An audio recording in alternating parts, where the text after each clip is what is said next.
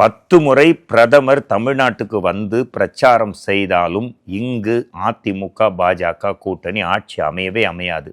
டிஎம்கேவும் அவங்க கூட்டணி கட்சிகளும் அடிச்சு சொல்றாங்க. அது கிட்டத்தட்ட ஒவ்வொரு எலெக்ஷன்லையும் பார்க்க வேண்டியதா இருக்கு மேடம். இல்ல, இந்த எலெக்ஷன் வித்தியாசமா இருக்கும். நீங்க பொறுத்து இருந்து பாருங்க. நம்ம அது வெயிட் பண்ணாதான் தெரியும். இப்போ ஒப்பீனியன் போல்ஸ் என்ன வேணா சொல்லலாம்.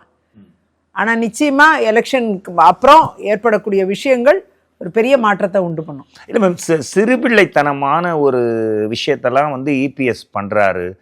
அரவணைக்க வேண்டிய உங்களை சசிகலா அவங்க தனி கட்சி ஆரம்பிக்க வச்சுட்டாரு. டிடிவி தனியாக போக வச்சுட்டாரு. நான் ஆல்ரெடி சொன்ன மாதிரி செங்கோட்டையன் டிவிகேக்கு போயிட்டாரு. அது மட்டும் இல்லை மேடம், நல்ல கண்ணு டெத்துக்கு போல. ஏன் போலன்னு ஒரு செய்தி கசியுது. ஏன்னா இபிஎஸ் அவர்களோட அம்மையார், அவங்க அம்மா இறந்ததுக்கு நல்ல கண்ணு வரலையா, அதனால நல்ல கண்ணு அவரோட டெத்துக்கு இபிஎஸ் போல அப்படின்னு ஒரு இல்ல, அதெல்லாம் சும்மா யாரோ சும்மா கிளப்பி விடுறது.